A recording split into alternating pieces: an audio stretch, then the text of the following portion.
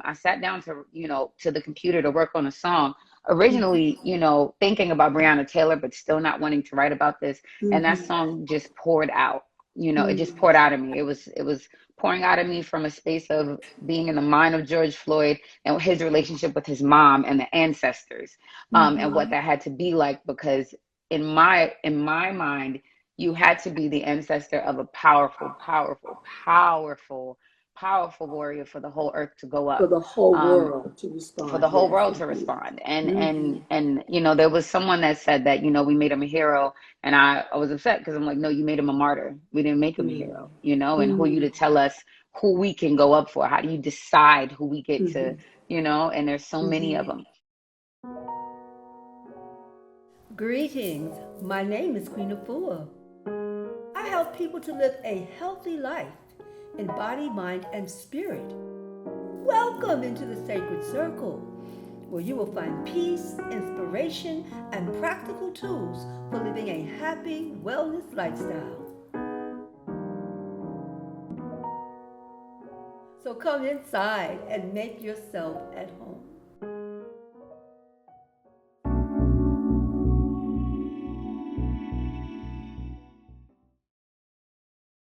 So grateful that you're here. I did see strange things. Strange fame, yeah. Strange thing. That's the top of the hour right now. And it was inspired by two, George Floyd and Yeah. your brother. Yeah. So when it hits home, it gets real deep like that. Yeah. And so you responded, and you responded through Yeah. your gift of lyrics, your gift of music, your gift of vision. You responded. Please give us the journey that led you to this most recent work. Yeah, thank you so much, one, for having me. I'm honored to Thank be you. here. You already know how I feel. You are a goddess, and I'm honored. I dealt with a week of feeling, just maybe 2 weeks of feeling so angry and so overwhelmed. And so many people had been asking me, like, Coco's gonna write the song that we need. And I was upset by that. I didn't want to write a song. I wanted to feel my feelings and not feel like I Mm, had to be of service in that moment, because I was yeah, dealing with the anger of what was true. happening to George Floyd, knowing I have brothers, uncles, cousins. There are so Mm, many men, black men in my life that have pushed me and uplifted me, and I know what their struggles are, not from a space of me being a man, but being a woman and a black woman on mm-hmm. on the other side of it, just saying get home safe. um Yes, yes. and so I was upset, I was angry, and I sat down to, to the computer to work on a song, originally, thinking about Breonna Taylor, but still not wanting to write about this. And that Mm-hmm. song just poured out. It just Mm-hmm. poured out of me. It was pouring out of me from a space of being in the mind of George Floyd and his relationship with his mom and the ancestors, and what Mm-hmm. that had to be like, because in my mind, you had to be the ancestor of a powerful, powerful, powerful, powerful warrior for the whole earth to go For up, the whole um, world to for respond. the whole Yes, world to indeed. respond. And Mm-hmm. and and there was someone that said that, we made him a hero, and I was upset because I'm like, no, you made him a martyr. We didn't make him a hero, and who are you Mm-hmm. to tell us who we can go up for? How do you decide who we get to, Mm-hmm. and there's so many of Mm-hmm. them. But as soon as I finished the record, I closed the laptop, sent it off to the producers. I opened up my phone, and on Facebook, there's a live with thousands of views. My little brother, while I was recording the song, had Oh. been being assaulted by the police. It was 7 or 8 officers on him, Mm. and it was just as I described in the song about George Floyd. He was face down on the concrete. His face was bloody. I'm in Los Angeles. He's in New York on my old block. And all I Mm-hmm. can do is hold my breath, waiting for 3 minutes to end. It was 3 minutes and maybe like 23 seconds, just Mm-hmm. hoping he wasn't dead at the end of the Mm-hmm. video, until I heard someone Mm-hmm. say he's in the cop car. Then they locked Oh. him up for 10 days, Oh. because he was beaten up so bad. And so in that timing, I spoke to him while he was in prison, and he's Mm. like, there are, people trying to talk to me about single deals and labels or whatever the case is. And I remember just kind of being like, I can't even focus on this. I want him out. And he Mm-hmm. told me, I need you to promise me that you're going to make whatever music video you need to make. You need to make it. And Mm-hmm. so when it was time to work on this music video, my co-director, Kai Martinez, um, Q the Rebel, who shot and edited it, and Shelley Bruce, who did the painting on my back. She did all of the paintings of the picket sign. She did all of those things. Wow, And it was her amazing. idea. It was her idea to make sure, we spoke about the ancestors and about having offerings of fruit and the plants and things like that in the video.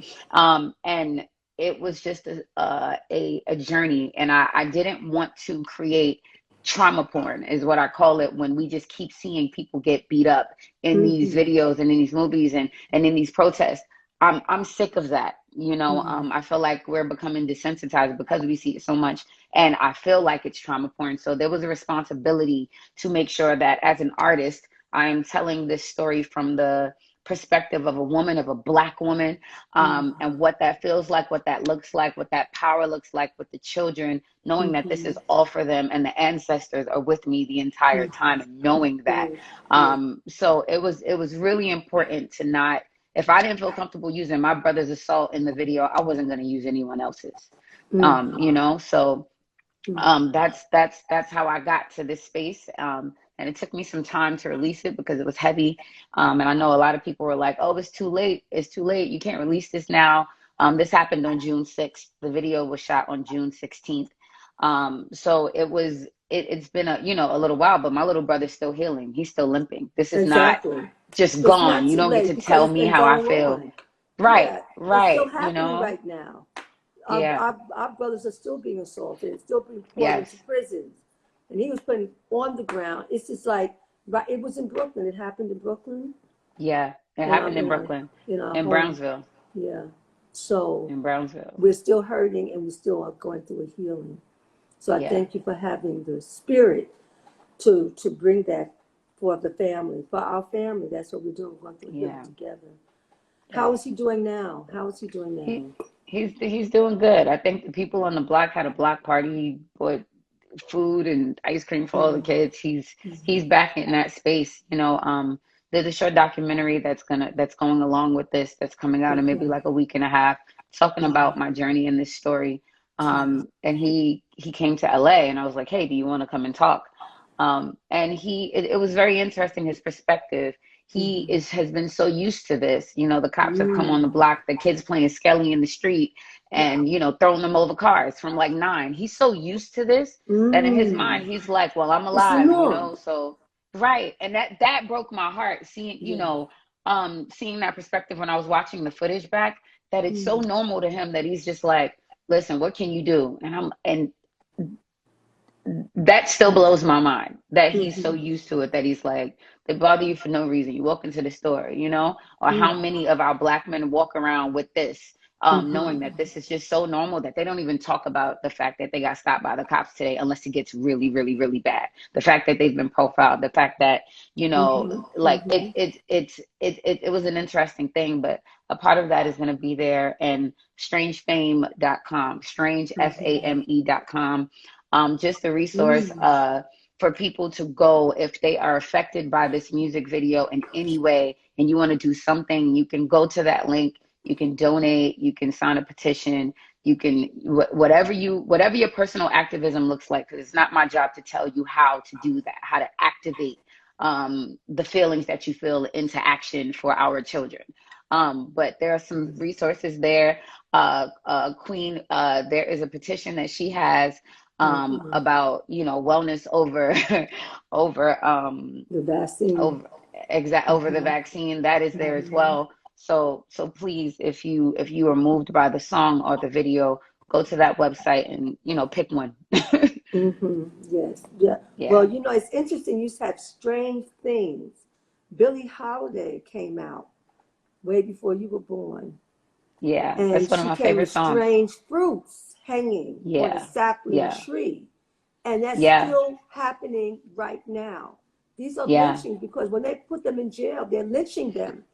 Now they have a record, and that affects everything they do going forward. Getting work, being Bible for the community, voting, having a voice. So we really have to shift in a mighty way. And you bring me to mind, as you were speaking, I thought about, I had a center right on Kingston Avenue in Brooklyn. For about 12 years. Oh, you were in there. You were there. Oh, you were a little girl then.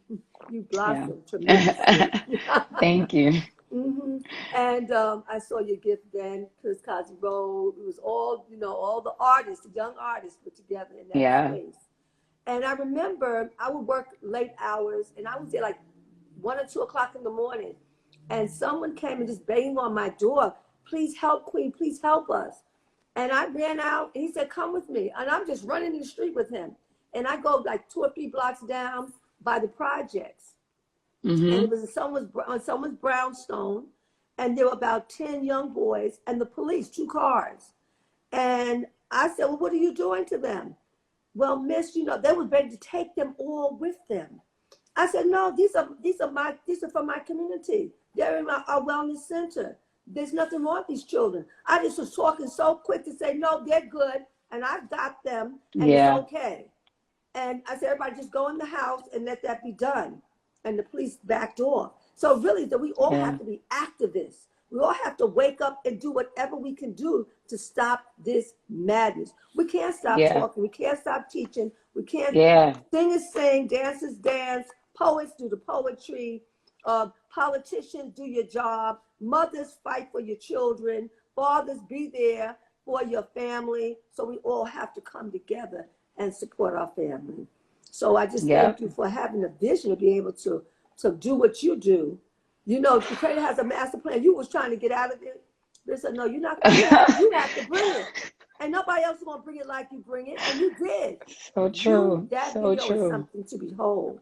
So Thank you I'm so grateful much. to be in the circle. How did you even start in this business? Your music business, Uh, your world. oh man, well, I started singing at about 2 years old in church, in Pilgrim Church in Brooklyn, New York, with Pastor Roy Brown and my family. I Mm-hmm. come from a musical family, and I think it maybe I started writing poetry at like 11. Spoken Mm-hmm. word is like, was a Wow. big part of my life.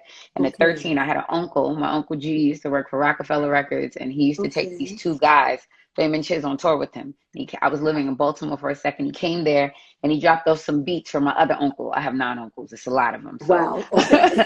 yeah, for my other uncle. And I didn't like any of the beats, but I wrote 2 songs. And by the time my uncle G came back, I had written a song. I was like, listen to my song. I want to go on tour because you're on This tour is with you were Jay-Z and I want to 11 years go. old? I was 13 at that point. 13. Yeah. Okay. So I wrote these 2 songs. Uh-huh. And my uncle just looked at me and was like, how did you know where the hook comes in? I was like, I don't know, because the music changes. It's But in I the hadn't DNA. realized, yeah, I hadn't realized that songwriting, I was understanding the structure because we didn't have a computer when I was little. So I Uh-huh. had to record the song off the radio Mm. onto my little cassette player, and then I would pause it and write down each line or read it off of lyrics.com at the library and write it down. So I would see Mm. verse, chorus, hook, verse, Come you on. know, um, so by the time it was time for me to write my song, I knew what I was doing and I didn't understand. He taught me how to count bars in like 2 minutes, and I've Uh-huh. been songwriting ever Ever since. since. One of the Wow. biggest things was I was in high school when Chris Kazi was Mm-hmm. teaching at the school upstairs with Yeah. the hip hop project, and my Uh-huh. principal, I would get bored in class, finish all my work early, and then I'd start making jokes. So she sent me, she was like, you go upstairs. There's a studio upstairs. Go up there, Coco, go do whatever. Go up there. Mm-hmm. I think you'd be great for this program. And I Mm-hmm. went upstairs, and Mm-hmm. Kazi was working with some people, but I felt uncomfortable. I felt like I was going to overshadow them because I had more experience. So I was kind Yeah. of like, yeah, I don't sing. So someone did something, and I was like, Kazi, they should do it like this. So he says, you go in there and do it.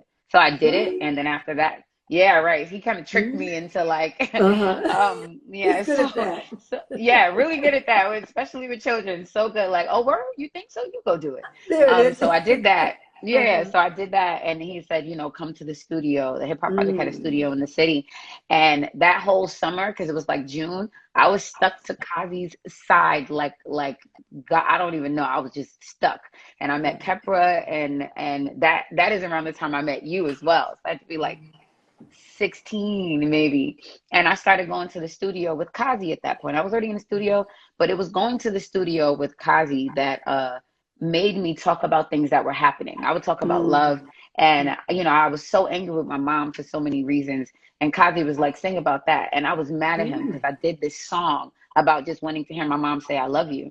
I wrote it and sang it, and then I was angry with him because I was so upset. And then Mm-hmm. after that, I realized this is what it's supposed to be. This is what music Right. is. This is me Mm. using it, in his words, as a conduit. you know. And now as an adult, I understand that music doesn't come from me, it flows through me. And when the ancestors and when the Wonderful. universe wants to give you a message, you have a Yeah. responsibility to get it out, all of it, you know. Now I All might of not put it it. all out, but getting all of it out. And it Mm. has been healing. And It's my been quest healing. as a teacher, Mm. into that regard, Kazi kind of got me into teaching kids, and I did that for 10 years. All of that was making sure that the children had the tools to be able to put what they were going through into their Mm. art, you I know, as remember that. teaching vocal and musical theater. Yeah, Wow. so it's been a journey. Wow. It's been a journey, but that's how I got started, and then everything winded from Mm. there. I was on this TV Wow. show called The Ford in 2018. I met Dr. Dre. I started working with Mm. Anderson .Paak, and then Mm-hmm. everything is still going. And I know I'm skipping so much in between, but it's been a journey. But Wow. that honesty in art, that honesty and creativity, and not being Honesty in art. afraid, I yeah, like not that. being afraid to be naked, because You coined I something right realized, there. Honesty in art. Did that come to yeah, you just now? yes, yes, Because ma'am. that is a wonderful thing. But in that honest moment, you know what we need from you? Guess what? We What? need you to sing us to a healing. However you Okay. see it. You ready? Yes. Okay. Yes. Thank Hold you. on. I'm on the other side with my old heads who would have knew I'm from a Zulu tribe. They mad, and I'm licking my wounds. They tell me not to worry about my daughter. They said the ground gonna shake for every African they slaughtered. You lucky we only want freedom and not just revenge. A billion black billionaires is how you make amends. And for every time that you beat the odds, it's a reminder of the past when we used to be gods. Cause I've gave all I've got to give till there's nothing left. But it's your turn now. So please don't let me down. They gon' judge how I died by how I live. Oh, I did my best. This is the strangest thing. Don't let it be in vain. Thank you. Wow. We will not let you down. Thank you to all my subscribers. We are giving away a free 7-day detox kit when we reach our milestone goal of 50,000 subscribers to this channel. To enter for your chance to win, all you have to do is subscribe to our channel, like and comment on this video, and we will choose the winner from the comments section. Thank you for growing with us. Ashe.